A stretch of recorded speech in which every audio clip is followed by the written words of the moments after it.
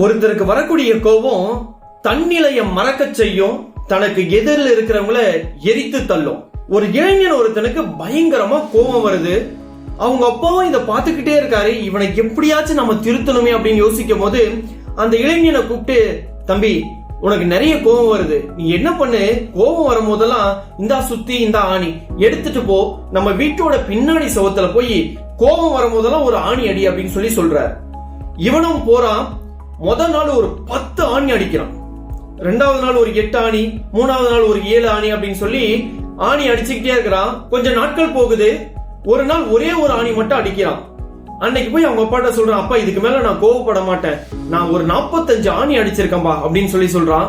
அதுக்கு அவங்க அப்பா சொல்றாரு, சரிப்பா இப்ப நீ என்ன பண்ணு, நீ கோவப்படாத நாளெல்லாம் போயிட்டு ஒவ்வொரு ஆணியா எடுத்துட்டு வா அப்படின்னு சொல்லி சொல்றாரு. இவனும் ஒவ்வொரு ஆணியா கோவப்படாத நாளெல்லாம் எடுக்கிறான். 45 நாள் முடியுது. அப்பா நான் எல்லா ஆணியும் எடுத்துட்டேன்பா அப்படின்னு போய் அவங்க அப்பாட்ட சொல்றான். அவங்க அப்பா அவனை கூட்டிட்டு போய் சுவத்தை காமிச்சு, நீ ஆணியெல்லாம் எடுத்துட்ட, அந்த ஓட்டைகளை பாத்தியா, இந்த செவுரு எப்படி மாறி இருக்கு, இந்த ஓட்டைகள் எல்லாம் யாரு அடைக்கிறது அப்படின்னு சொல்லி சொன்னாராம்.